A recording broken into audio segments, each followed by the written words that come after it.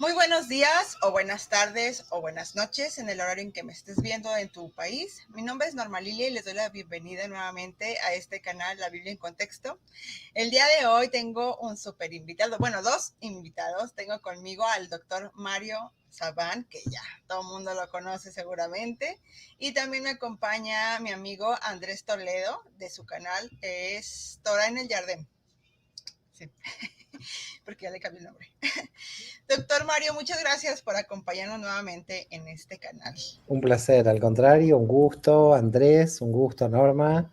Para mí es un verdadero honor siempre poder hablar de temas que tienen que ver con Dios, con la Biblia, con la Torá. Me gusta mucho el nombre Torá en el Jardín, quiere decir que la Torá llegó al Jordán, ¿no? Porque parece que se desplazó, con lo cual muy bien, muy bien. Así que yo muy feliz de estar aquí. Gracias. Andrés, ¿cómo estás? Muy bien, gracias. Un honor estar con estar con el profesor Mario Sabán. Gracias, Norma, por la invitación y por el tema de hoy, que es bastante interesante. Gracias. Bueno, les comento a los que nos están viendo que este video está siendo grabado con los miembros del canal. Recuerden que si quieren ser parte de este canal como miembros, solamente le tienen que dar clic al botón de unirse. Entonces, para que ustedes puedan tener este tipo de primicias con los especialistas, se pueden unir. Ya se unió, por ejemplo, aquí con nosotros Pía y dice: saludos Normita y mis respetos al doctor Mario Sabán.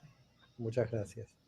Déjeme le comento que Pía es súper fiel a sus enseñanzas. A ella le gusta mucho la Kabbalah y siempre anda ahí compartiendo de sus libros, de todo. Entonces, ahí está. Gracias, Pía, gracias. Ya si se van uniendo más, ahorita pues ya los vamos aquí sumando. Doctor Mario, pues nuevamente muchas gracias por aceptar esta invitación. Como dice, este tema es bien especial. Ya habíamos tocado un poquito en el video pasado. Que si no lo han visto, los que nos están viendo, que no creo porque es el video más popular que tengo en el canal. Hablamos con el doctor Mario Sabán sobre Jesús histórico y la Cábala. Entonces, cuando termine este video, vayan a verlo si no lo han visto. ¿Okay? Doctor Mario, la división del cristianismo y del judaísmo, como decía usted ahorita antes de entrar al aire, da mucho que hablar, y sobre todo cuando nos vamos acercando hacia Pablo, ¿no? Sobre todo con esta llamada nueva perspectiva de Pablo, que no es tan nueva, ¿no? Está desde los años, creo, 70, 80, que se empezó a hacer ese tipo de investigaciones, pero que aún sigue en debate. A mí me gustaría comenzar, usted tiene una tesis sobre esta separación del cristianismo y del judaísmo, y me gustaría comenzar estas preguntas o esta entrevista con esta pregunta. ¿Cuáles fueron esas principales fuentes que usted utilizó para su investigación de las causas de esta separación entre el judaísmo y el cristianismo? Bueno, en realidad no hay unas fuentes nuevas. Nosotros tenemos las mismas fuentes que hemos tenido siempre, solamente que lo que se ha derribado son las gafas teológicas por las cuales antes se leían los textos. Es decir, hay un problema en los textos cuando uno tiene una creencia determinada y los está analizando desde esa creencia. Entonces, siempre a Pablo y por supuesto también a Jesús se lo vio con las gafas del cristianismo, un cristianismo que ya recién se había desarrollado en el siglo II, y entonces no estamos hablando de fuentes inéditas, porque estamos hablando de las mismas fuentes, solamente que lo que han cambiado aquí son las gafas con que uno puede y se acerca a las fuentes. Es decir, la nueva perspectiva de Pablo, por ejemplo, no lee otra carta a los romanos descubierta nueva, es la misma carta a los romanos que se ha leído durante siglos. Entonces, ¿cómo puede ser que ahora de la carta a los romanos alguien pueda extraer una información nueva que nunca se vio en la historia del cristianismo? Primero que todo, para mí hay que decir algo que me parece muy importante, si no, nos podemos perder. Hasta el siglo XIX, la gran mayoría de la población cristiana en el mundo era analfabeta. Y esto provocó que la lectura de los textos solamente pasaban por el poder. Es decir, que había un gran analfabetismo. Y este gran analfabetismo hizo que la gente no tenía el acceso directamente al texto bíblico. Por ejemplo, en la Iglesia Católica usted sabe que solamente las escrituras y en latín la podían leer los clérigos, no el pueblo. Entonces, una de las cuestiones por las que se mantuvieron las mismas gafas a través de la historia, cuando uno está leyendo la carta a los romanos, es la pregunta, ¿cómo puede ser que mi abuelo no se dio cuenta de esto que está leyendo? ¿No? ¿Cómo nos estamos dando cuenta ahora de lo que ha dicho Pablo? No, es que el pobre abuelo bisabuelo del que está hoy leyendo no leía. Y estaba vedada la información, estaba vedada la lectura por el analfabetismo que existía. Entonces, yo le diría que aquí el problema no son las fuentes, estamos trabajando prácticamente con las mismas fuentes, porque la gran novedad son los rollos del Mar Muerto como fuente nueva, y eso a los orígenes del cristianismo ha cambiado, pero tampoco sustancialmente, digamos, la perspectiva. Pero la perspectiva con respecto a Pablo y con respecto al nacimiento del cristianismo es una vuelta a la lectura, a una lectura crítica de lo que uno está leyendo, y sobre todo, yo digo, a que se derriban las gafas anteriores. Es decir, ahora estamos yendo directamente al nudo de la cuestión. Y, por supuesto, comprendiendo en el contexto histórico que el cristianismo en el siglo I no existía, que el cristianismo es una creación posterior del siglo II y que todo lo que vamos a leer en el texto del Nuevo Testamento, sacando las interpolaciones del Concilio de Nicea del siglo IV, o el Evangelio de Juan, que es del siglo II, que marca ya una diferencia más grande teológicamente con respecto a los evangelios y con respecto a la carta de Pablo, todo era de un grupo judío del siglo I. Entonces, hay que decir claramente de que estamos hablando de que el cristianismo es un producto religioso diferente en el siglo II, pero que en el siglo I era un grupo judío siguiendo un rabino judío al que lo declaran el Mesías. También habría que ponerse a pensar si él mismo se declaró o no el Mesías, no quiero entrar ahí, pero sí ese grupo que le seguía lo declaró como el Mesías, pero que no había una nueva religión, eran judíos que practicaban el judaísmo, que no tenían ninguna nueva religión y que ni el propio Pablo pensó en crear una nueva religión en ningún momento. Entonces, con respecto a las fuentes, yo le diría, no hay fuentes nuevas, son las mismas fuentes de siempre, no ha habido ningún gran descubrimiento. El descubrimiento fue habernos muchos siglos equivocado la lectura de estos textos. Y le vuelvo a reiterar, yo creo que no fue una lectura equivocada, fue una lectura controlada por el poder, una lectura que beneficiaba a las instituciones. Porque claro, es muy difícil educar, yo imagino, a un niño cristiano que está en un colegio católico, decirle que Jesús era judío, que Pedro era judío, que María Magdalena, que la Virgen María era judía y que todo el mundo era judío, y entonces el niño se va a preguntar por qué es cristiano. Entonces, en el cristianismo lo que ha sucedido es que se ha barnizado de cristianismo a todo, se ha cristianizado, por supuesto menos a Judas, lo cual es bastante sospechoso. A Judas sí se lo ha mantenido judío, pero a todos los demás se los ha cristianizado. Y entonces el pequeño niño cristiano que está estudiando puede ser cristiano tranquilamente, pero yo creo que causaría una cierta intranquilidad la demostración de que en el siglo I todo este grupo era totalmente judío, porque el pequeño cristiano diría, pero ¿por qué soy cristiano? ¿Por qué pertenezco a una religión que no pertenecen los que fundaron mi religión? Es decir, es un contrasentido. Y bueno, yo creo que esa contradicción le aparece ya a la gente adulta dentro del mundo cristiano, y entonces comienzan en todo sentido a existir movimientos, ¿no? Como los judíos mesiánicos que siguen declarando a Jesús Mesías pero vuelven a la Torá, gente que vuelve a las raíces hebreas, judíos que por primera vez leen el Nuevo Testamento porque también estaba vedado en el campo del judaísmo. Entonces yo creo que empiezan a aparecer zonas de transición entre nosotros, yo diría puentes, cristianos que vuelven a las raíces judías y judíos que leemos el Nuevo Testamento, porque fíjese, un judío como yo que lee el Nuevo Testamento está haciendo un puente para el cristianismo, y los cristianos que vuelven a sus raíces hebreas están haciendo un puente al judaísmo. Entonces, en el fondo, creo que se está en nuestra generación cumpliendo una profecía que es la profecía del olivo, ¿no? Las ramas silvestres y las ramas naturales. Al final, lo que hace 2000 años Pablo veía, creo que lo estamos cumpliendo nosotros sin darnos cuenta. Ok, ahorita que está mencionando esto de la conciliación como moderna que se está haciendo, ¿no? Entre el cristianismo y el judaísmo, que por cierto es solamente en algunos sectores, porque otros sectores son muy reticentes a estos diálogos, tanto del lado del judaísmo como del lado del cristianismo. Existieron estos intentos de reconciliación en esta primera separación entre las comunidades judías y las cristianas en este periodo o sea, Bueno, se dividen y después a ver, intentaron ahí. más que intento de conciliación, hasta el siglo IV quedó un grupo de judíos que creían que Jesús es el Mesías, observando la Torá, que eran los ebionitas. Y los ebionitas fue una comunidad que pervivió en lo que se llama la comunidad del Santo Sepulcro hasta que Santa Elena, que de santa creo que tenía poco, los expulsó con el ejército romano, con el ejército imperial del Santo Sepulcro. Quiere decir que en el Santo Sepulcro vivieron durante 3 siglos aquellos judíos que observaban la Torá y que creían que Jesús es el Mesías. No hubo intentos de conciliación, sino que un grupo se mantuvo con una, podríamos llamar, doble identidad. Yo no creo que se sintieran en una doble identidad, yo creo que se sintieran en la única identidad. No tenían una doble identidad.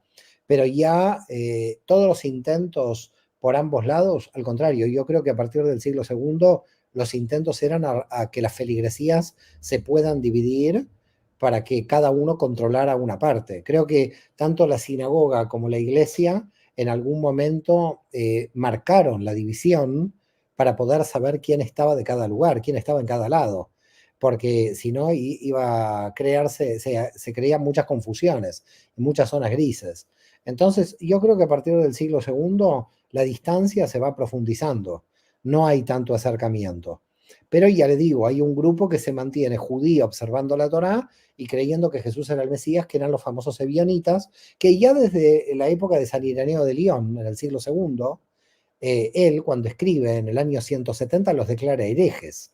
Es decir, que para la iglesia romana, los judíos que observaban la Torá y creían en Jesús eran herejes, cuando en realidad eran los verdaderos ortodoxos, porque provenían de la primera comunidad.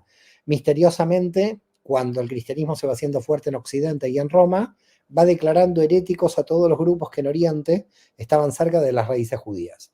El último grupo que tiene lazos todavía con el judaísmo muy fuertes y que es poco conocido en la historia del cristianismo son los cuartodecimanos, que es un grupo que aparece en el año 150, 155, que son los cristianos de Oriente que siguen recordando la Pascua en la fecha del 14 de Nisan, tal como dice la Torá en la Pascua hebrea, y Roma les advierte que tienen que cambiar el día por el calendario romano, por el calendario occidental. Y ellos se mantienen en el mismo calendario judío. Son como cristianos que siguen respetando el calendario hebreo en el siglo II, pero para el siglo III prácticamente estas comunidades van desapareciendo lentamente, totalmente absorbidas por la gran iglesia de Roma, ¿no? Ok, Andrés, cuando quieras tú hacer una pregunta o algo, con toda confianza. Porque... Sí, profesor, acaba de mencionar a los ebionitas y hasta donde yo he leído, al parecer fue un grupo que se opuso a la idea de Pablo de Tarso en algún grado. Entonces, la pregunta sería, ¿en qué grado la teología paulina provocó una división a finales del siglo I y II dentro de las mismas comunidades creyentes en Jesús de Nazaret y obviamente dentro de la separación con el resto de las sectas judías que sobrevivieron obviamente al tema de la posguerra con Roma? Claro, los ebionitas plantearon lo que planteaban los judaizantes en el concilio de Jerusalén del 50, ¿no? Esto lo tenemos en el capítulo 15, de Hechos de los Apóstoles, cuando los judaizantes dicen no se puede creer en el Mesías si primero no se circuncidan ni pertenecen al pueblo de Israel. Quiere decir que los ebionitas entendían que para llegar a la fe en el Mesías había que pasar por la observancia de la Torá y convertirse formalmente al judaísmo. Y Pablo entendía, como casi todos los rabinos de la época, es decir, que en realidad Pablo representa más a la tradición rabínica que los ebionitas, porque fíjese que hoy casi todos los rabinos piensan como Pablo. ¿En qué sentido? En el sentido que los gentiles no necesitan la circuncisión ni la conversión al judaísmo para llegar a Dios, por aplicación de lo que se conoce en la teología hebrea como las 7 leyes de Noé, por el cual son las leyes de extranjería. Pablo simplemente, como cualquier rabino actual, aplicaba las leyes de Noé. Es decir, si usted va a un rabino hoy y le dice, mire, yo no soy judío, pero quiero llegar a Dios. Entonces, ¿cómo hago? ¿Cómo me convierto? No, usted no necesita convertirse. Usted, si quiere pertenecer al pueblo de Israel, claro, se puede convertir, pero no es necesario llegar a Dios a través de la conversión al judaísmo, sino mantenerse solamente sin adorar a los ídolos y cumpliendo las leyes de Noé, ¿ok? Que es no comer la carne del animal con su sangre, no comer las comidas prohibidas, establecer tribunales de justicia, pero no se necesita la circuncisión, porque son las leyes de extranjería que están en el texto de la Torá. Dicho esto, cuando Pablo va a los gentiles, que no va a los gentiles, los encuentra en las sinagogas. Este es otro tema que hay que hablar, porque la gente si no va a creer que Pablo estaba en las esquinas como los testigos de Jehová, los mormones. No, Pablo no hace una evangelización de los gentiles saliendo de la sinagoga, los encuentra dentro de la sinagoga. Con lo cual, muchísima cantidad de gentiles habían entrado en la sinagoga sin la circuncisión, y esto nos sitúa en un judaísmo muy liberal y muy amplio, que permitía que los gentiles ingresaban. Y cuando Pablo se encuentra con los gentiles en la sinagoga, aplica las leyes rabínicas de observancia de las leyes de extranjería, es decir, las leyes de Noé. No hace otra cosa que lo que hacen los rabinos hoy a cualquiera persona que es gentil. Lo que pasa que lo que sucedió en el cristianismo es que los gentiles, por aplicación de las leyes de Noé, llegaron al Mesías y las comunidades empezaron a ser un poco disfuncionales, porque había gente que observaba todas las leyes de la Torá y gente que observaba los mínimos de las leyes de Noé. Es decir, que en realidad en la comunidad de Pablo empezaron a aparecer dos tipos de comunidades dentro, subcomunidades. La comunidad judía a la que iba a Pablo tenía judíos, pero tenía gentiles. Pero Pablo lo que quería era la igualdad entre judíos y gentiles jurídicamente hablando, que es lo que querían todos los rabinos. Por eso aplicaron las leyes de Noé. Entonces, ¿qué es el Concilio de Jerusalén del 50? ¿Por qué Pablo, entre comillas, la postura de Pablo le gana a los judaizantes? Porque la postura de Pablo era la postura del judaísmo rabínico en su totalidad. La gran mayoría del judaísmo rabínico no pretendía que un gentil se circuncidara y entrara. En ese sentido, el judaísmo no dice que solamente aceptando las verdades del judaísmo uno puede llegar a Dios. Es una religión muy liberal en este sentido. No es una religión dogmática que le dice, si usted no entra en mi religión, usted no alcanza la salvación. En el mundo judío usted puede alcanzar la salvación sin ser judío. Por lo tanto, es muy liberal. Pero el costo de lo liberal que fue el judaísmo dio lugar a la aparición de una nueva religión.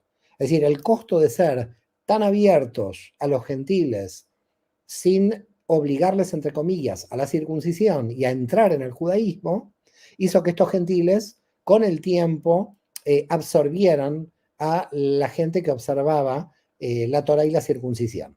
Por lo tanto, los ebionitas no son solamente un aspecto minoritario dentro del nacimiento del cristianismo, sino que los ebionitas ya eran minoritarios dentro del propio judaísmo. Es decir, la posición de aquellos que decían para redimirse, para alcanzar la redención, tienes que pertenecer al pueblo de Israel, ya era minoritaria en el judaísmo rabínico, que ya permitía que los gentiles se mantuvieran como gentiles. Entonces, claro, yo creo, si usted me apura, si yo voy al fondo, si se quiere ir al hueso de la cuestión, el cristianismo nació por la confusión del judaísmo en no crear una comunidad unificada en las sinagogas de la diáspora. Es decir, el judaísmo no estableció claramente cómo los gentiles tenían que ingresar. Y se sabía que si los gentiles ingresaban en gran cantidad, iban a absorber a la minoría judía dentro de la sinagoga, que es lo que pasó. Ahora, ¿yo qué pienso? Pienso que quizás se pensó que los gentiles no iban a ingresar tan rápidamente a este movimiento, que los gentiles iban a ingresar más lentamente y que las comunidades judías iban a tener capacidad de absorción. Es decir, que si usted tiene 100 judíos y entran 10 gentiles, estos 10 gentiles se van a judaizar. Pero si usted tiene 100 judíos y entran 1000 gentiles, estos judíos se van a gentilizar. Entonces, yo creo que lo que no se preveía es el éxito del movimiento. Es decir, esto es lo que se le fue, digamos, de las manos al judaísmo, el éxito del movimiento. Porque el éxito del movimiento hizo que no se pudieran judaizar lentamente los gentiles que ingresaban, sino que por el contrario, se gentilizaron los judíos que estaban dentro. Ok. ¿Algo más, Andrés? ¿O qué? Sí, gracias, excelente respuesta, profesor. Dentro de la creencia o lo que enseñaba Pablo a las comunidades, una de las cosas que me llama la atención es que Pablo enseña una especie de divinización de Jesús, para hacerlo más o menos, hasta donde yo tengo entendido, a los gentiles. Eh, y esto provocó una especie de choque de creencias internamente y también con las otras sectas judías. Pero me llama la atención que leí un libro tiempo atrás de Daniel Boyarín, de el Evangelio judío y el Evangelio de la historia de los Cristos judíos.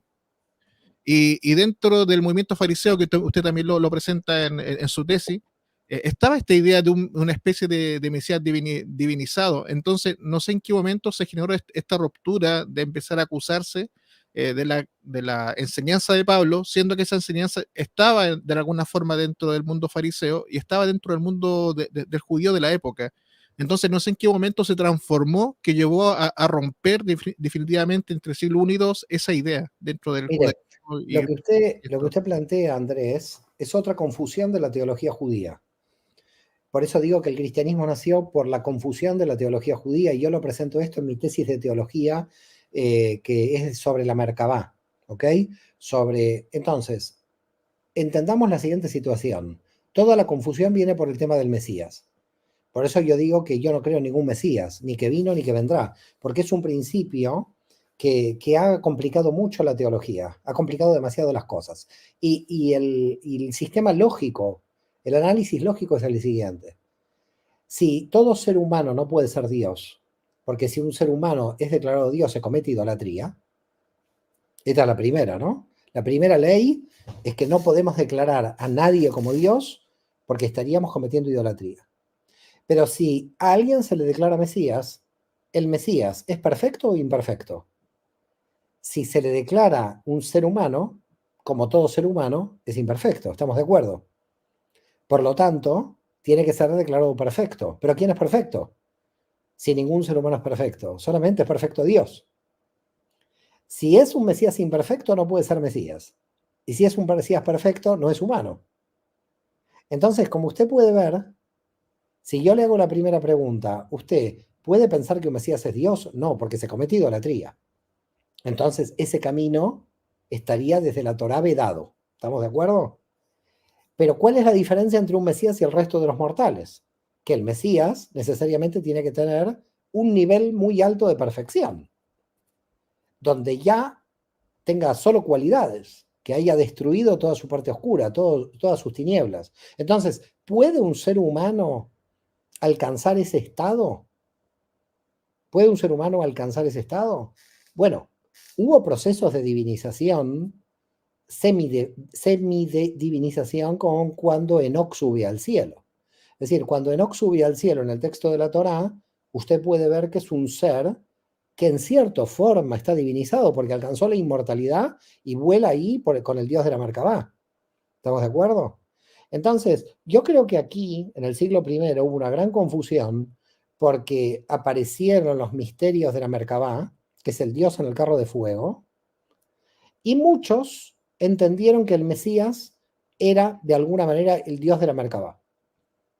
Y probablemente existió un proceso de semidivinización dentro del mundo judío, a pesar de que en el mundo judío no se podía divinizar a una persona. Entonces, la idea de un hijo de Dios quedó, el hijo de Dios no consubstancial, sino quedó entre todos nosotros y al Padre.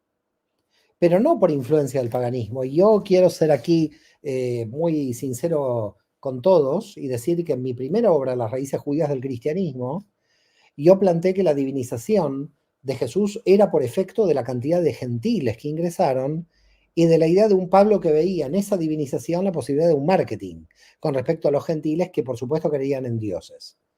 Pero siguiendo las investigaciones, y yo el libro de la Merkabá, que es la tesis doctoral en teología, la planteé en el 2018, ahí yo explico que ya en el judaísmo había un intento de reemplazar al dios de la Merkabá, al dios del carro de fuego, por el Mesías, por la figura del Mesías, que había intentos de semidivinización, que en la Cábala a este dios de la Merkabá se lo va a angelizar con el nombre de Metatrón.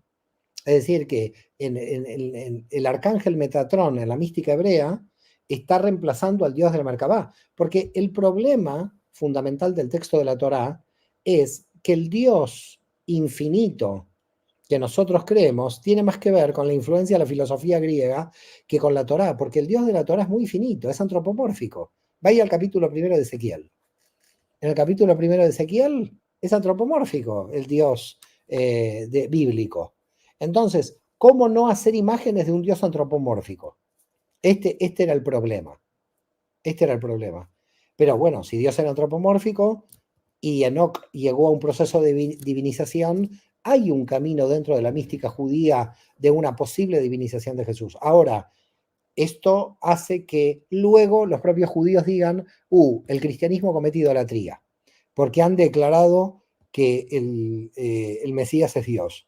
Pero yo planteo en mi último libro, Raza el Mesías, la contradicción de declarar a un Mesías perfecto, porque un Mesías perfecto es Dios.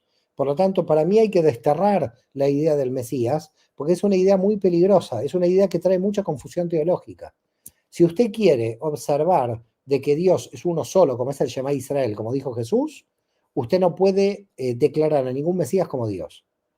Pero ¿cómo declara un Mesías si no es perfecto? Tiene que declararlo perfecto, porque ¿en qué él diferencia al Mesías del resto de los mortales? Y entonces ahí va camino de la divinización. Como puede ver, es una trampa teológica. Por cualquiera de los dos caminos llega un problema. Si al Mesías no lo declara Dios, entonces es un Mesías imperfecto. Pero si es imperfecto, ¿cómo es el Mesías? Porque el Mesías tendría que ser perfecto. No sé si pueden ver la trampa teológica que hay aquí, de la cual no podemos salir si se sigue sosteniendo la idea del Mesías. Sí, es una idea compleja para nosotros del siglo XXI. Me imagino las discusiones que puede haber tenido Pablo y las comunidades sobre este mismo tema. Claro, imagínense que en el siglo XXI nosotros estamos, ahora, imagínense Pablo viviendo en una confusión doble. Algunos judíos diciéndole que los gentiles se tenían que circuncidar, la gran mayoría de los rabinos diciendo que no se tenían que circuncidar. Ahora, usted póngase como un gentil, ¿ok? Usted entra como gentil a la sinagoga. Y uno le dice, bueno, bienvenido. Y otro le dice, mire, si no se circuncida, usted no está nada bienvenido. El gentil no entiende nada. El gentil está en una confusión total. Después, cree que Jesús es el Mesías. Unos dicen es Dios, otros no es Dios. Es decir, a los pobres gentiles lo que les pasó es que se metieron en las discusiones confusas de la teología judía. Es decir, en realidad la teología judía se expandió a través del cristianismo creando una confusión general a millones de personas. Es decir, hoy hay 2.000 millones de cristianos en confusión total por este tema, porque 2000 años se mantuvo la confusión teológica judía del siglo I. Y todo lo que estamos analizando, el señor Reutemann con los rollos del Mar Muerto, y yo, Antonio Piñero, todo el mundo que nos estamos rompiendo el cerebro con respecto a qué pasó en el siglo I, es porque en realidad lo que sucedió es una serie de confusiones que, para colmo, querido Andrés y querida Norma, siguen existiendo en la teología hebrea. No son confusiones que se terminaron en la teología hebrea, sino que si un gentil entra y le dice al rabino, quiero ser parte del pueblo de Israel, el rabino dice, no lo necesitas. Bueno, está bien, entonces yo no soy judío porque no lo necesito, pero quiero ir a la sinagoga. No puedes venir porque no eres judío. Entonces se vuelve loco el gentil. A ver, póngase del lado gentil, no sé si me sigue Andrés, y es delirante el asunto. Entonces, si el gentil dice, yo quiero entrar a la sinagoga, en el siglo I antes de Cristo no pasaba esto. Usted quiere entrar a la sinagoga, entre. Porque en el grado de confusión que había, si el gentil observaba las leyes de Noé, se le permitía entrar. Ahora, ¿por qué el judaísmo hoy prohíbe a los gentiles ingresar? Porque históricamente la confusión creó el cristianismo. Es decir, la confusión que se le creó a los gentiles de la teología hebrea hizo que se creara una religión separada. Miren, hay una prueba evidente de cómo Pablo se mantiene dentro del judaísmo y cómo el discurso de Pablo, que es un discurso mesiánico, sigue siendo totalmente judío. Todo el libro de Hechos de los Apóstoles, Pablo va a las sinagogas a rezar y le invitan a predicar. Y él predica. Y lo invitan a predicar en cada sinagoga. ¿Usted piensa que los rabinos de todas las sinagogas a donde era invitado Pablo, sabiendo que Pablo estaba creando una nueva religión, lo hubieran invitado a hablar? Es decir, ¿usted conoce un testigo de Jehová que invite a un mormón para decir que los mormones tienen la verdad y no tienen la verdad los testigos de Jehová? Yo no conozco. Los testigos de Jehová no dejan entrar a nadie a predicar que no sea testigo de Jehová, porque no va a dejar un testigo de Jehová entrar a un islámico a predicar de que el Corán tiene razón, porque... Entonces, esto, por supuesto, entramos en un problema con amarás a tu prójimo como a ti mismo, ¿no? Entonces nadie ama a nadie porque cada uno ama a los de su propia comunidad. Pero más allá de este problema del amor al prójimo, que ya lo dejo de lado, lo importante aquí es que Pablo entraba a todas las sinagogas y los rabinos que los dejaban entrar, lo dejaban entrar porque no entendían que él estaba creando otra religión, sino que él traía una interpretación diferente de la Torá. Una interpretación mesiánica, pero una interpretación diferente de la Torá. Ok, doctor. Ahorita que lo menciona de esta, bueno, que mencionaban a los ebionitas, hay otra facción allí, otras facciones también, pero a mí me gustaría resaltar la de los nazarenos. En unos ensayos que yo estuve leyendo, hablaba de esta diferencia en la concepción de Jesús, de la naturaleza de Jesús, entre estas facciones que eran del movimiento de Jesús, pero que, por ejemplo, los ebionitas hablaban de este Jesús Mesías humano, pero los nazarenos hablaban de un Mesías divinizado a partir de su resurrección. O sea, antes no era preexistente, ni mucho menos, pero una vez que resucita, es divinizado. En esta facción nazarena, ¿podríamos ubicar a Pablo? A ver, yo lo ubico a Pablo más que entre los nazarenos, entre los judíos helenísticos, que querían resolver las relaciones de judíos y gentiles. Es decir, Pablo tiene un asunto fundamental. Es un asunto que él quiere resolver. Y es un asunto jurídico que él quiere resolver, que es una diferencia entre gentiles y judíos dentro de la sinagoga. Esto es lo que él quiere resolver. Y él toma la figura de Jesús como el Mesías para resolver este tema. Es decir, a diferencia de alguien cristiano que lea a Pablo, que crea que el objeto de Pablo fundamental es el Mesías, el objeto de Pablo fundamental es el Mesías, no. El Mesías es un elemento que a Pablo le da la posibilidad de resolver un problema. ¿Y cómo se ve esto? Se ve en Gálatas, cuando él en la carta a Gálatas escribe, no hay judío ni griego, hombre ni mujer, ni esclavo ni libre. Todos somos uno en el Mesías, dice él. ¿Qué está haciendo Pablo aquí? Pablo está difuminando la división de gentiles y judíos a través del Mesías. Ahora que llegó el Mesías, los gentiles pertenecen a la alianza de Israel. Lo que está haciendo Pablo es extender la alianza. Su objetivo es que la alianza también entre los gentiles a la alianza. Y para que los gentiles entren a la alianza, el elemento del Mesías, que para Pablo podía ser Jesús o cualquiera, no era necesariamente Jesús. Porque fíjese que Pablo nunca cita a Jesús ninguna enseñanza. Dígame, ¿en qué carta de Pablo cita a Jesús que diga Pablo Jesús dijo? En ninguna. No va a encontrar ninguna carta de Pablo donde él cite alguna enseñanza de Jesús. Pablo dice, yo lo digo. Él es el que impone la teología. Así que yo no creo que sea del grupo de los nazarenos que estaba en Judea. Él es un judío de la diáspora, un judío helenístico de Tarso, muy influenciado por la filosofía griega, viendo muchas parejas entre judíos y gentiles. Bernabé era hijo de padre judío y madre gentil, Timoteo era hijo de madre judía y padre gentil. Él estaba en conexión con muchos judíos que ya se habían casado con gentiles, y esos judíos que se habían casado con gentiles iban a las sinagogas, y esos judíos que se habían casado con gentiles iban a las sinagogas con hijos que no se sabía qué eran, porque si eran de madre judía eran judíos, pero estaban todos mezclados. Entonces imagínense una sinagoga donde había hijos de padre judío con madre gentil, hijos de tíos gentiles con sobrinos judíos, así era la sinagoga del siglo I, realmente era como muy variopinta. Y Pablo dice, ¿por qué si un padre es gentil no lo puedo considerar parte de la alianza?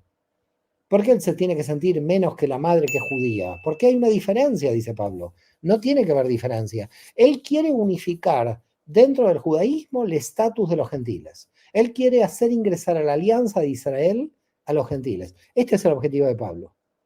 Podía él declarar a Cristo a cualquiera como el Mesías, no solamente Jesús, porque él utiliza la figura del Mesías para su propia teología.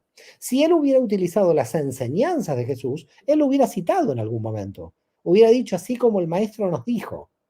¿Cuándo lo citó? Jamás lo citó. ¿Y por qué jamás lo cita? Porque él tiene una idea del Mesías como objeto de redención, no como sujeto de predicación. Es decir, para Jesús lo más importante era la Torá. Para Pablo lo más importante era que se uniera la alianza a los gentiles. Jesús no tenía ni idea qué hacer con los gentiles, ni había hablado del tema de los gentiles, ni le interesaban los gentiles.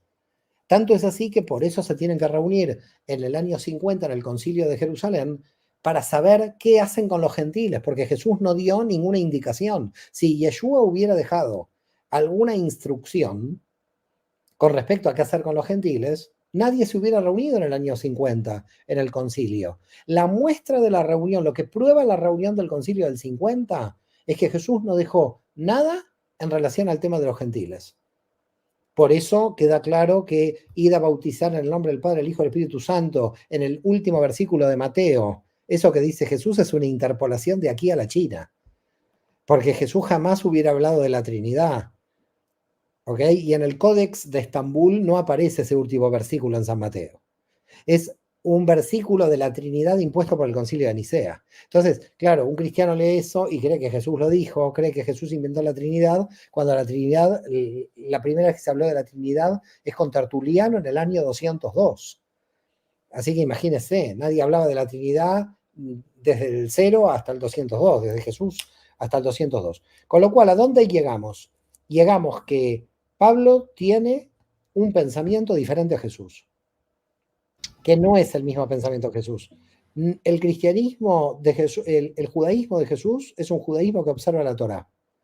El judaísmo de Pablo es un judaísmo abierto que quiere que los gentiles ingresen sea como sea, por cualquier mecanismo dentro de Israel. Pablo tiene como objetivo la ampliación de la alianza, la ampliación del judaísmo.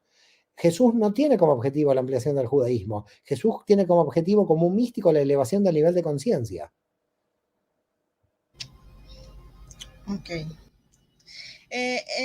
Doctor Mario, voy a hacer un comentario tal cual lo vi yo en internet y tal cual interactué, ¿no?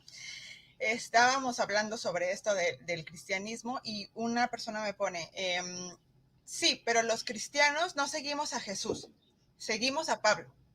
Entonces le pongo, bueno, pero Pablo no era cristiano. Y me dice, claro que sí, era judío cristiano, porque era judío por etnia. Yo quiero aquí hago este comentario para hacer la siguiente pregunta. Entonces, ¿qué nosotros podemos entender por cristianos, el término cristiano o cristianos que leemos en el libro de los Hechos, que parece dar una nueva identificación a ese movimiento de Jesús? A ver, en primer lugar, el tema, yo tengo una claridad de que el problema es en el siglo II. No se puede hablar de que Pablo fue un judío cristiano. Pablo fue un judío mesiánico, porque todavía el cristianismo no existía. Es decir, él declara a Jesús como el Mesías en un grupo dentro del judaísmo. El salto para que nazca el cristianismo del siglo II. Así que decir que Pablo fue un judío cristiano es un error, porque el cristianismo no existía. Lo único que existía es el judaísmo.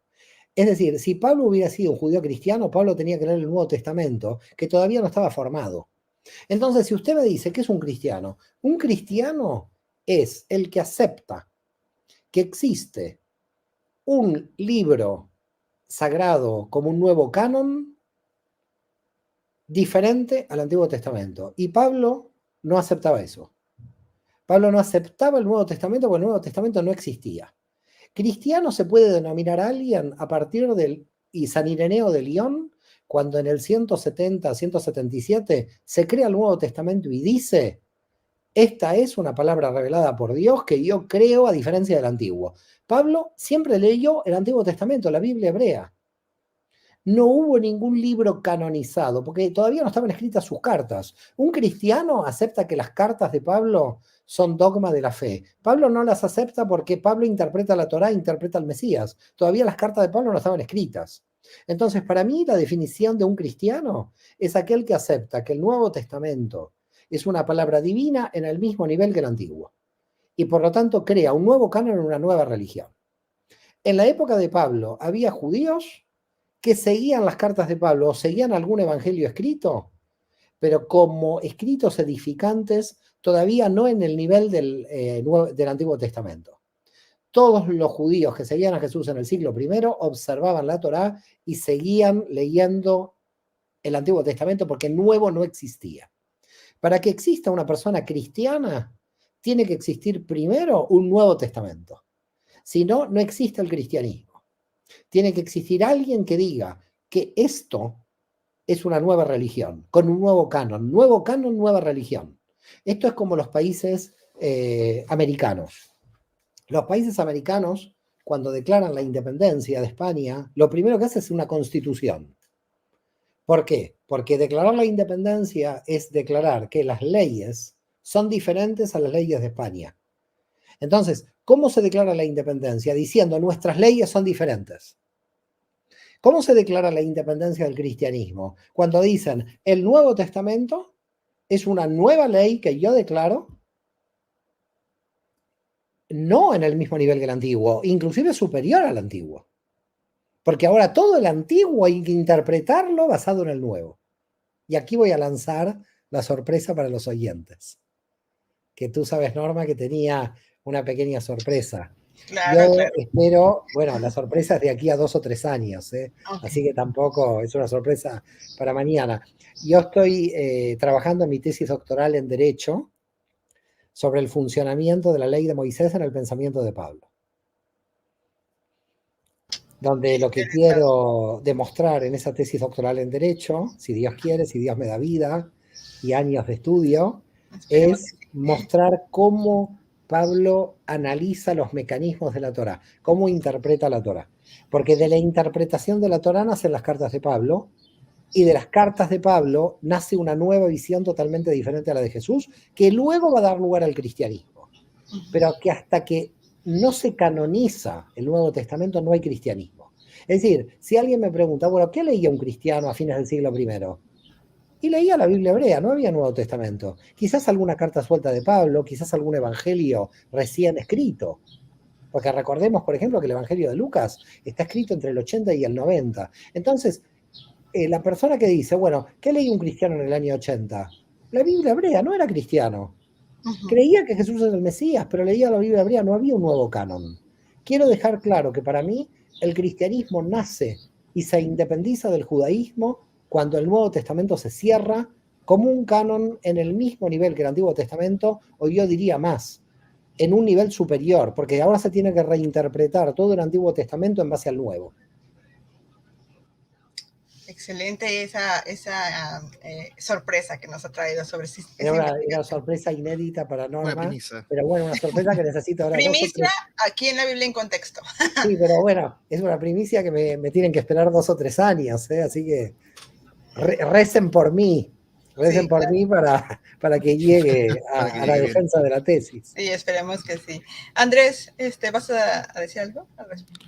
Sí, justamente el profesor mencionó varias cosas interesantes sobre la creencia de estos judíos de siglo I y cómo se empezaron a marcar las diferencias en el siglo II con otros autores, como pasó con Marción también en su época, con la primera formación del canon del Nuevo Testamento. Perdón que le interrumpa a Andrés, excelente su aporte, porque Marción es el primero que crea el Nuevo Testamento. Es sí, Marción el que crea el primer Nuevo Testamento, que no fue admitido por las autoridades de Roma, pero gracias al hereje Marción es que se creó el Nuevo Testamento. Perdón que lo interrumpí, Andrés. Sí, sí, y el concepto de Nuevo Testamento. Así es. Entonces, la pregunta sería, dentro de la enseñanza de Pablo, ¿qué diferencias se marcaron entre su propia teología que Pablo estaba enseñando y la teología que desarrollan después en el siglo II, ya la iglesia más gentilizada? ¿Si se marcó una diferencia o tuvieron problemáticas con la enseñanza de Pablo de manera interna? La pregunta es excelente porque lo que van a hacer en el siglo II es distorsionar a Pablo. Es decir, Pablo va a quedar entre los marcionitas del siglo II, que lo van a distorsionar, que esa distorsión le conviene luego al cristianismo, porque el cristianismo también lo va a distorsionar. Y le voy a dar un dato de esto. Por ejemplo, en el capítulo 16 de Hechos de los Apóstoles, cuando en los primeros versículos Pablo se encuentra con Timoteo, ve que Timoteo era hijo de madre judía y padre gentil, pero ve que Timoteo no está circuncidado. Entonces dice el texto, capítulo 16, versículos 1 y 2 de Hechos de los Apóstoles, que Pablo lo tomó y lo circuncidó. Pregunta, el campeón de la fe, que en el concilio del 50 había dicho que los gentiles ingresaban sin circuncisión, lo circuncidó a Timoteo. ¿Por qué? Porque era hijo de madre judía. Y para la ley judía, un judío sin circuncisión está en transgresión. Entonces él toma a Timoteo y lo circuncida. ¿Por qué lo circuncida? Porque es judío. ¿Cómo se lo analizó a Pablo en el siglo II? Que nadie necesitaba la circuncisión, inclusive el hijo de madre judía, porque no había que aplicar la ley. Ahora queda la circuncisión del corazón y queda abolida la circuncisión carnal basado en una mala interpretación de Pablo. Y fíjese que Pablo en Gálatas va a decir, a los gentiles que se circuncidan, esto creo que está en el capítulo 5 de Gálatas, no recuerdo bien, habría que buscarlo, que dice, aquel que se circuncida, le habla a los gentiles, ahora tiene que observar toda la Torá. No sé si recuerda este versículo. ¿Qué está diciendo Pablo ahí? Es coherente con lo que hace con Timoteo. Ahora un gentil que se circuncidó ya entró en la alianza de Israel en la Torá, no en la alianza de la circuncisión del corazón para los gentiles. Ahora si se circuncidó, está obligado a cumplir con toda la ley judía, con todas las comidas puras, impuras, con todas las prescripciones de la Torá, porque la circuncisión lo hizo parte del Israel carnal, para llamarlo de alguna manera, del Israel nacional para Pablo. Y eso el cristianismo del siglo II no lo lee, ni del II ni del XXI. No lo lee. Es decir, que supongamos que una mujer, una madre judía, se hace cristiana y entra a la iglesia hoy. Va al pastor y le dice, ¿qué hago con mi hijo? Ah, usted bautícelo. ¿Sabe lo que le diría Pablo? Lo tiene que circuncidar, porque usted es madre judía. A ver si ve la diferencia. Hoy, imagínese que una mujer judía se convierta al cristianismo y que va a una iglesia. Nace un niño. El pastor o el cura le dicen bautícelo y ya está. ¿Pablo sabe lo que diría? No, ¿cómo bautizarlo? Es madre judía. Por madre judía, el hijo es judío, por lo tanto tiene que observar la Torá, lo tiene que circuncidar. Esa es la mala interpretación de Pablo. Se tomó la defensa de Pablo para que los gentiles no se circunciden del concilio del 50, aplicado a todos, inclusive a los que venían de madre judía que eran judíos. Y eso no es lo que Pablo aplicaría. Pablo aplicaría a los que observan la Torá. Y si una persona se circuncida, Pablo le aplicaría a la Torá. Entonces imagínese que una persona está en una comunidad cristiana y se circuncida. Entonces Pablo le diría, ahora tienes que observar toda la Torá. ¿Qué le dirían hoy en una comunidad cristiana? No observe la Torá, porque por la gracia, Pablo dijo que la gracia reemplaza la ley. Y Pablo jamás hubiera dicho que la gracia reemplaza la ley, porque en Gálatas se está diciendo que el que circuncida tiene que observar toda la ley.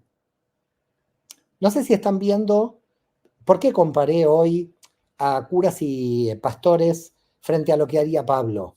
Porque Pablo no le diría a alguien que es de madre judía, usted se salva por la gracia de Dios ni al Mesías. Usted, si está circuncidado o es hijo de madre judía, hay que aplicar la Torá. ¿Por qué? Porque Pablo lo aplicó así, porque las pruebas son Hechos de los Apóstoles, capítulo 16, primeros versículos con Timoteo, y lo que le dice a los gentiles que se circuncidan en Gálatas. Entonces no es un invento de la mente de Sabán, es la Escritura. Vaya a la Escritura y lea lo que dice Pablo en Gálatas y lo que dice Pablo en Hechos. Ok, doctor Mario. Entonces Pablo está planteando una ley, un pacto, un vínculo, una alianza con Israel natural y otra con los gentiles, ¿sí? Que se acercan a este Dios de Israel, ¿no? Porque al final de cuentas es como que hizo al Dios de Israel universal para todos. Claro, es que lo que logró Pablo, para mí es un éxito. A mí cuando alguien me dice, ¿quién es el judío más exitoso de la historia? En marketing, Pablo. En sus enseñanzas, Jesús. Pero en marketing, Pablo. Porque hoy hay 2.000 millones de cristianos en el mundo que conocen al Dios de Israel a través del cristianismo. Es decir, ¿qué le debemos a Pablo? Le debemos un marketing de una escala, en una escala que no se puede creer lo que logró, digamos, este hombre. Por supuesto no es este hombre, estuvieron todos los apóstoles, seguramente María Magdalena y también todos los apóstoles, hubo mucha gente. Pero Pablo es el que crea una teología lógica de interpretación de la Torá que permite admitir a los gentiles a la Torá por su interpretación. Es decir, usted saca del Nuevo Testamento las cartas de Pablo y se queda solo con los evangelios, usted no tiene el cristianismo. Usted tiene un rabino que es muy buen rabino, que es Jesús. Usted pone las cartas de Pablo y tiene una interpretación de la Torá que permite crear algo que lo que quería Pablo era que los gentiles entren en la alianza. ¿Estamos de acuerdo? Pero claro, esos gentiles que entraron en la alianza, después el judaísmo dijo, no están en la alianza. ¿Ok? Pero fíjese lo que va a decir la iglesia, la alianza nueva y eterna. ¿Estamos de acuerdo? Esas serían las palabras. ¿Por qué? Porque el cristiano se siente parte de la alianza. Yo le digo algo, yo como judío, que no creo en Jesús como el Mesías, y no creo que va a venir ningún Mesías, no solamente que no creo que Jesús sea el Mesías, ni que va a venir ningún Mesías, yo considero que el cristianismo hizo que los gentiles entren en la alianza. Es decir, creo que la función mesiánica de Jesús en la historia fue que 2.000 millones de personas en el mundo conocieran al Dios de Israel. Y por lo tanto, para mí, todo cristiano es parte de la alianza de Israel. Si no sé si alcanzo, sí.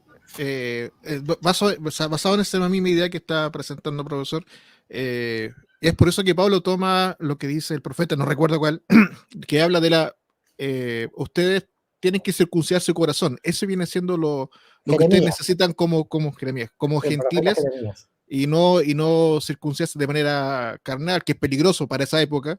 Claro, pero eso a los gentiles. Correcto, sí. Pero a la gente judía, como ven Timoteo, le aplicaba la circuncisión carnal. Correcto. Entonces buscó una forma que pudieran entrar a través de esta interpretación sobre Jeremías. Claro, pero después San Justino, en el siglo II, en diálogo con Trifón, va a decir la circuncisión del corazón ahora va a reemplazar a la circuncisión de la carne y va contra Pablo. Es decir, a Pablo le toman la interpretación para admitir a los gentiles dentro de la alianza de Israel y ahora la toman como única interpretación, como si Pablo no observara la Torá para los judíos.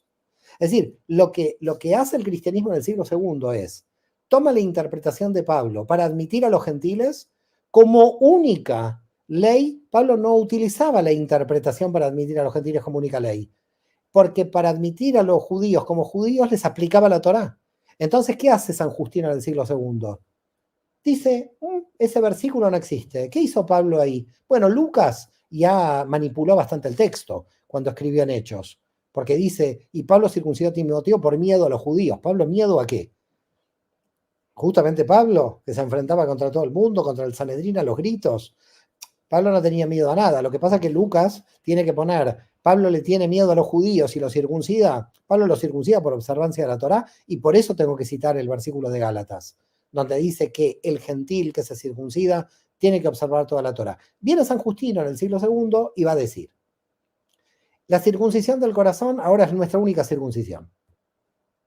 Eso no es Pablo, porque Pablo a los hijos de madre judía les aplicaba la circuncisión material, como cualquier rabino hoy, si alguien es hijo de madre judía o se quiere convertir. Entonces, se lo malinterpretó a Pablo tomando la propia interpretación de Pablo. Es decir, tomaron la interpretación de Pablo y la generalizaron a la interpretación de Pablo para liquidar los últimos elementos judíos que tenía Pablo. En definitiva, lo que hace Marción, de forma muy radical, en el siglo II, la iglesia lo va a hacer en Roma. Porque Marción llegó a la radicalización de decir que el Dios del Nuevo Testamento era superior al Dios del Antiguo, porque el Dios del Antiguo era un Dios malo. Un demiurgo. ¿Ok? Entonces, lo que hace Marción, eso va a quedar como herético dentro de la iglesia, pero Roma va a caminar por ahí. Porque fíjese que un cristiano todavía tiene la idea de que en el Nuevo Testamento está el Dios del amor y en el Antiguo el Dios del temor. Todavía hay algo de dualismo en la mente del cristiano, que dice, no, el Dios bueno es el Dios de Jesús. Pero Señor, el Dios de Jesús es el Dios de Israel, el Dios del Antiguo. ¿Qué leía Jesús? Todo el tiempo la Biblia hebrea. Entonces usted no puede dividir a Jesús, a Dios, en el Dios del temor y el Dios del amor, porque el Dios del amor de Jesús es el mismo Dios supuestamente del temor del Antiguo Testamento. Entonces hay que terminar con los dualismos encubiertos que hay muchas veces dentro del cristianismo. Doctor, yo aquí noto una pequeña contradicción, tal vez estoy mal. Como le repito, usted plantea que Pablo presenta esta alianza con Israel y la mantiene, presenta esta nueva alianza con los gentiles a través del Mesías. Pero, por ejemplo, ¿qué hacemos con el texto de la Torá, donde habla que hay una misma ley para el extranjero y para el natural? Y estas partes de las cartas de Pablo, donde habla que no hay judío, ni gentil, ni griego, como diciendo que todos tenemos el mismo acceso a Dios, ¿no? Mire, imagínese la siguiente situación. Imagine una persona que está en China que no sabe nada de la Biblia. Hay gente en China que quizás no leyó nunca la Biblia, porque la Biblia es de Occidente, es de nuestro territorio. Si no es un cristiano chino, la Biblia no le llegó, o Japón o la India. ¿Ok? ¿Esa persona en China no tiene contacto con Dios? No, yo creo que sí. Claro, y es lo que creía Pablo. Entonces, Pablo cree que todos los gentiles tienen contacto natural con Dios, y lo dice en Romanos capítulo 1, porque los gentiles tienen a Dios en su corazón, tienen la Torá en su corazón. Y por lo tanto, por su conciencia, hacen lo que dice la Torá por su conciencia. Pero aquí el problema no es la Torá ética, es la Torá ceremonial. Aquí el problema no son los elementos éticos del amor al prójimo, porque en China, en Japón, en todos lados, tenemos a Dios en nuestro corazón y queremos amar al prójimo, aunque no conozcamos la Biblia. Aquí la cuestión es si el ritual judío es un nivel de acceso superior a la divinidad que los gentiles que no tienen este ritual. Y Pablo concluye, y yo concluyo con Pablo, que no es necesario ser judío para comunicarse con Dios. Es decir, no se necesita hacer el ritual, y que la observancia de la Torá que él propugna es la Torá para los gentiles, pero no el ceremonial judío para los gentiles. Es la parte ética de la Torá para los gentiles. ¿Qué es lo que propugnan los rabinos cuando hoy dicen que no es necesario que un gentil se convierta al judaísmo y no necesite observar la Torá ni las comidas puras o impuras? Es decir, que en realidad, si un judío diría que es necesario el ceremonial judío para llegar a Dios, estaría marcando una superioridad. Es decir, sería el judío superior al gentil porque tendría más contacto con Dios a través del ceremonial.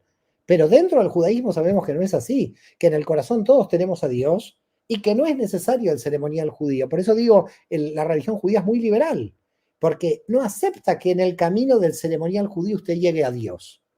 A diferencia de otros grupos religiosos que si usted no piensa como ellos van todos al infierno. En el judaísmo esto no sucede, usted no va al infierno por no ser judío.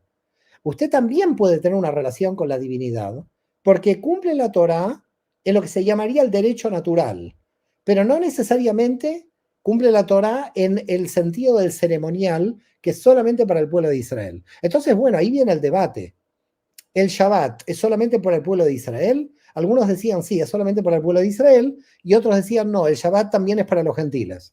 Entonces, unos dicen no, el Shabbat nace en el Génesis, son los adventistas del séptimo día, entonces no es ley de Moisés, sino que es ley natural del texto de Bereshit, del Génesis. Sí, pero el texto del Génesis lo conocen por los judíos. Es decir, los adventistas del séptimo día dicen, nosotros no cumplimos con la ley de Moisés, sino que es derecho natural del Génesis. Sí, pero el Génesis se conoce porque gracias al pueblo de Israel, el Génesis es parte de la Torá. Entonces, como puede ver, es una línea, hay muchas líneas grises en la aplicación de la Torá, que es lo que estoy investigando para hacer la tesis doctoral. Sobre el tema del Shabbat y el Génesis, también está la circuncisión antes del Sinaí. Entonces, es como, esto también estaba antes, ¿por qué no lo hacen? Es como siempre me da vuelta eso. Claro, pero ¿sabe lo que sucede? Y antes de la circuncisión estaba Abraham, que no estaba circuncidado, que lo toma Pablo para admitir a los gentiles sin circuncisión, diciendo que antes de la circuncisión Abraham tenía fe en Dios. Y por lo tanto, si tenía fe, mire, si hacemos un análisis histórico en este calibre, tendríamos que ir a una playa nudista y ser como Adán y Eva, porque no nos queda alternativa. Es decir, si vamos cada vez más para atrás, los únicos que tienen la verdad de la Torá son los nudistas que están en una playa así, porque tendríamos que terminar como en el paraíso. Es decir, Pablo Fíjate, usted utilizó la circuncisión que está anterior a la Torá. Luego, Pablo utiliza la fe antes de la circuncisión. Luego los adventistas utilizan el Génesis porque descansó Dios antes de la ley de Moisés. Entonces, ¿en qué nos quedamos? ¿En qué nos quedamos? Nos quedamos en la Cábala, porque la mística judía dice, vamos al Big Bang. Es decir, ¿qué hace la Cábala? La Cábala se salta todos estos debates de cuándo poner el corte histórico, de dónde empezar, y los cabalistas, los místicos judíos dicen, ¿saben de dónde vamos a empezar? De la creación del universo. Porque este debate no termina nunca. Cuando nosotros cortamos un momento de la historia, empezamos a analizar de acuerdo al corte. Usted analiza el corte de Esdras y es judío el hijo de madre judía, pero de Esdras para atrás eran los de padre judío, no los de madre. Por eso los hijos de Moisés son judíos porque son hijos de padre judío. Pero el judaísmo lo corta de Esdras para adelante. Después lo corta de la circuncisión de Abraham en adelante, que todavía no estaba la Torá, como usted bien dice. Pablo lo corta desde la fe antes de la circuncisión. Los adventistas lo cortan. Entonces, al final, usted ve que los cortes son manipulaciones. Son manipulaciones teológicas los cortes que hacemos en la Torá. Es decir, cuando utilizamos la historia para hacer un corte, en el momento que estamos cortando una parte como importante en la Biblia, estamos manipulando lo que yo considero que es importante. Por eso no hay que hacer ningún corte en el texto bíblico. Hay que ir como los cabalistas de la mística judía, al origen del universo, para comprender todo el sistema. Porque si no, dentro de la teología sería imposible comprender la Biblia, porque cada uno tendría verdad de acuerdo al corte en la Biblia que hace. Muy bien. Doctor Mario, siguiendo con Pablo, bueno, se ha manejado mucho esta cuestión del Israel espiritual y muchos usan a Pablo, ¿no? Para decir, es que él hablaba de este Israel espiritual que serían estos gentiles que se están uniendo al pacto y los judíos que creen en Jesús como el Mesías. Y muchos dicen que esto es una declaración antisemita de Pablo. Porque está diciendo... una cosa, espere, Norma, antes de seguir por ahí, ¿saben lo que decimos todos los que enseñamos mística hebrea hoy? Pero todos. No quiero citar nombres, pero casi todos los maestros. Israel quiere decir Yashar El, contacto directo con Dios. Usted escucha a los maestros de Kabbalah en la actualidad, siglo XXI, y todos están hablando del Israel espiritual. Todos están hablando de Pablo. Todos están hablando de esa idea de Pablo del Israel espiritual. Así que nadie puede decir que Pablo creando un Israel espiritual es antisemita. Pablo justamente es prosemita porque quiere que todos entren a Israel. ¿Cómo a una persona que quieren que todos entren a la alianza se le va a decir que es antisemita? Lo que pasa es que aquí el problema que tenemos analizando en profundidad de esto es que afectamos tanto a los cristianos como a los judíos en este punto. Cuando nosotros profundizamos en la Biblia, terminamos con todas las religiones, porque la Biblia no es un texto para crear una religión. La Biblia es un texto para aumentar el nivel de conciencia. Este es el problema. El problema es que se ha utilizado la Biblia para crear religiones, pero la Biblia no está creada para crear religiones. Los escribas de la Biblia han escrito la Biblia para que las personas aumenten el nivel de conciencia. Quiere decir que el objetivo por el cual se escribió la Biblia no fue crear una religión, sino aumentar los niveles de conciencia del ser humano a través de la historia. Dicho esto, cuando nosotros analizamos este tema, verá que el cristianismo en su identidad queda profundamente afectado, diciendo que en el siglo I no había cristianismo. Queda profundamente afectado decir esto. Pero el judaísmo también queda profundamente afectado. ¿Por qué motivo? Porque lo que dice Pablo es verdad. No con respecto al tema mesiánico, que lo tendríamos que dejar de lado, pero sí con respecto al Israel espiritual, al donde él tomó el tema mesiánico para reafirmar la alianza. ¿Ok? Entonces, todo lo que hace Pablo es dentro de las coordenadas de la teología judía, dentro de la interpretación rabínica. Había estudiado con Gamaliel Pablo, no era un don nadie, era una persona muy preparada, era una persona que hoy estaría en las más grandes universidades.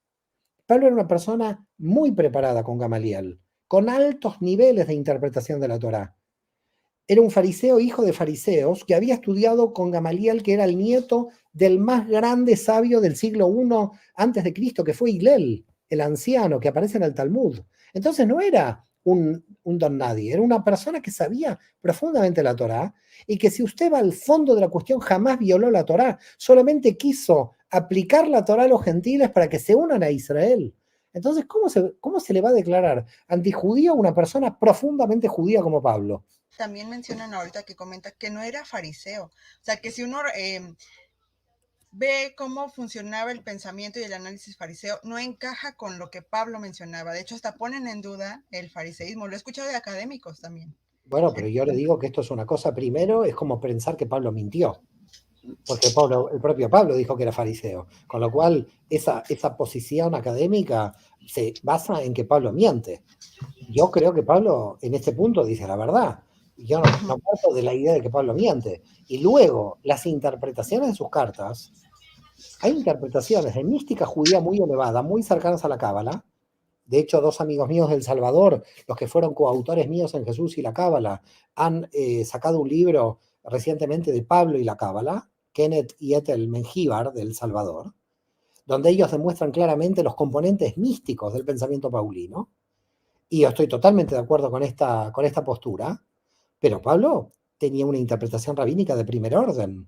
Es decir, como él está escribiendo la carta, por ejemplo, de los romanos, es una carta que tiene toda una mentalidad rabínica en su exposición, en sus preguntas, en sus ideas.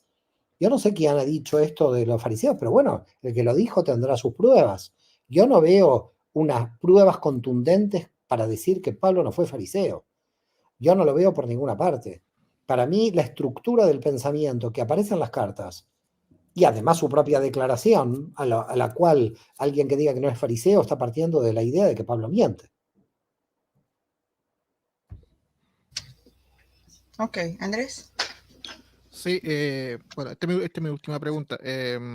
Profesor, entonces, de lo que está planteando ahora último, ¿de qué manera la exploración, ¿no es cierto?, de la identidad judía de Pablo, su tipo de judaísmo que él practicaba, ayudaría a las personas a entender mejor las raíces del cristianismo y su relación con el judaísmo, y que ayudaría también al judaísmo a entender mejor a Pablo y no sacarlo, porque finalmente Pablo para las comunidades judías está extirpado, básicamente. Lo que pasa es que la extirpación de Pablo es producto de la ignorancia. Lo mismo que la extirpación de Jesús es producto de la ignorancia, no saber que fueron dos judíos observantes de la Torá y que fueron realmente unos genios en todo sentido, porque Yeshua fue un genio del Tikkun Olam, de la redención del mundo, su búsqueda del reino de Dios, con lo cual Yeshua de Nazaret es uno de los grandes cabalistas de la historia que trabaja el Tikkun Olam, que trabaja la rectificación del universo, lo que él llamaba el reino de Dios. Y Pablo es un genio de la teología al extender la alianza. Ahora, que la gente judía entienda que ellos tenían premoniciones de crear una nueva religión, lo que pasa es que, como dijo Martin Buber, yo creo que en el judaísmo todavía no se comprende a Jesús y Pablo debido al problema de la iglesia. Buber dice lo que se interpone entre Jesús y los judíos es la iglesia. Es decir, a partir de que la iglesia comenzó a perseguir a los judíos, ahí el judaísmo rechazó a Jesús y Pablo creyendo que a partir de ahí se va a crear una iglesia, pero es una iglesia que deformó tanto a Jesús como a Pablo. Es decir, la iglesia que se creó luego, a partir del siglo II, fines del siglo II, que pudo perseguir a los compatriotas de Jesús y Pablo, una iglesia antijudía como la del siglo III y siglo IV, es una iglesia que no tiene nada que ver con Jesús y Pablo. Y por ese motivo yo creo que hay que hacer un rescate de Jesús y Pablo. Porque el día que el judaísmo rescate a Jesús y Pablo, se va a entender que lo que se construyó como iglesia en el siglo IV fue una iglesia que traicionó a Jesús. Acá el problema es grave. Acá el problema de fondo es grave. Hay una institución que durante siglos, persiguiendo al mundo judío, creó una teología y una comprensión de la realidad completamente diferente a las enseñanzas de Jesús y a las de Pablo. Y eso es lo que estamos revirtiendo en el siglo XXI. Ha costado 20 siglos llegar hasta aquí. Sangre, sudor y lágrimas hasta que llegamos hasta aquí. Pero cuando los cristianos un día se den cuenta y lean, por ejemplo, en Romanos 2:29, lo que dice Pablo, que judío es el que lo siente en el corazón, y no habla de ningún cristiano, sino de un judío, el cristiano va a entender de que él es un judío en el interior. Es decir, todo cristiano es un judío ético. A ver, analicemos qué es un cristiano. una persona que lee el Antiguo Testamento en forma permanente, que lee los salmos, que canta los salmos, que cree en un Mesías que es judío, que cree en un Dios judío. Lo único que lo diferencia es que no pertenece al pueblo judío por el ceremonial, pero todos sus elementos son elementos bíblicos de la Biblia hebrea. Por lo tanto, un cristiano tiene que reconocer que es judío. Y esta es la gran revolución que se está produciendo en el siglo XXI. Cuando los cristianos se están dando cuenta que no tienen raíces judías, que son judíos ellos, que son judíos no observando el ceremonial, que son judíos que están dentro de la alianza porque siguen éticamente la Torá. Por lo tanto, usted me va a decir, ¿quiénes son judíos? Judíos son los que pertenecen al pueblo de Israel porque observan la Torá, y judíos son los gentiles que están en la alianza que observan la Torá en términos éticos. ¿Quiere darle vueltas a esto? No hay más vueltas. Es decir, le podemos dar vueltas, pero no hay más vueltas. Esta es la realidad del asunto.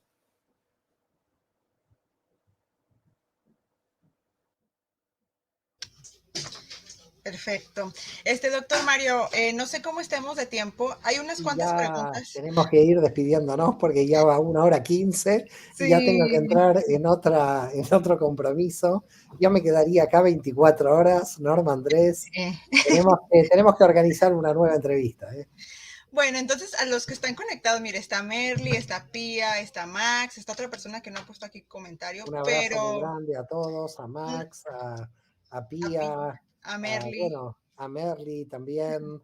¿Cómo la sorpresa? Pregunta. ¿Cuál era la sorpresa? No, lo puso cuando lo anunció. Hasta ahorita estoy poniendo el comentario. Muy bien. Bueno, mire, me gustaría cerrar nada más con esta pregunta, porque salió durante la charla y es una cosa que habíamos platicado Andrés y yo anteriormente.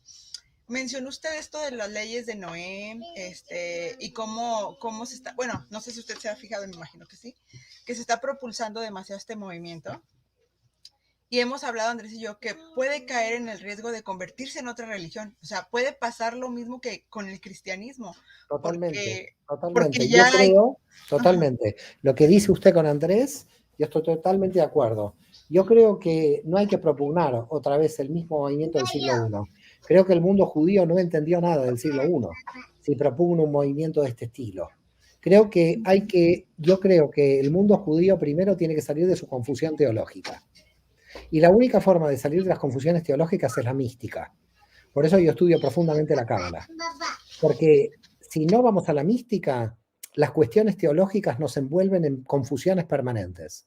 Y lo que estamos provocando en aquellas personas que se están acercando a la Cábala a nivel mundial hoy, es que si entran otra vez en la teología judía, se van a encontrar 20 siglos después con las mismas confusiones teológicas. Y por eso hay un movimiento que propugna las leyes de Noé. Yo no lo propugno, las leyes de Noé. Yo creo que la gente tiene que saber que si quiere seguir las leyes de Noé, se sienten judías y pueden entrar a la sinagoga. Si el judaísmo propugna leyes de Noé que no dejan participar a los que tienen leyes de Noé en la sinagoga, nos vamos a ver envueltos en otra creación de una nueva religión como en el siglo I. Estamos a punto de estar en una nueva religión, porque muchos gentiles no judíos están estudiando la Cábala. Por lo tanto, está pasando lo mismo que en el siglo I. Una mística y una ética judía muy poderosa que rompe las fronteras nacionales del judaísmo ceremonial, del judaísmo ritual. Entonces, estoy totalmente de acuerdo con usted y con Andrés, que estamos a las puertas de una cuarta religión. Y que quizás los apóstoles de esa cuarta religión estén ya entre nosotros y que no son conscientes de que la están creando. Es decir, quizás estemos cumpliendo sin quererlo la función de Pablo sin darnos cuenta. Pablo no se dio cuenta, pero como tenemos 20 siglos después, tenemos que aprender a no cometer los errores que cometió Pablo en abrir el juego bajo la confusión teológica. Y la única forma de resolver esto es la mística. Y sí, porque mire, ya hay comunidades no ágidas, canales no ágidas, enseñanzas no ágidas, o sea, ya es una nueva religión. Y uno se acerca, y lo digo por experiencia, te acercas al judaísmo y no, tú eres no ágida. Claro, pero lo que pasa es que el no ágida no se puede quedar como no ágida en forma eterna. Se tiene que, el noajismo es el catecumenado judío. La persona que ya es no ágida ya es judía, porque es un judío ético. un judío que está observando la Torá. Porque el noajismo que proponen los rabinos es la prueba de la extensión de la alianza de Pablo a todo Israel, a los gentiles. Es decir, cuando los rabinos proponen las leyes de Noé, están proponiendo lo de Pablo hace 20 siglos. Están proponiendo la extensión de la alianza a los gentiles. Por lo tanto, ¿por qué en vez de hablar de noajismo, no hablamos de que los gentiles son Israel? ¿Por qué motivo lo camuflamos? ¿Por qué motivo lo disfrazamos?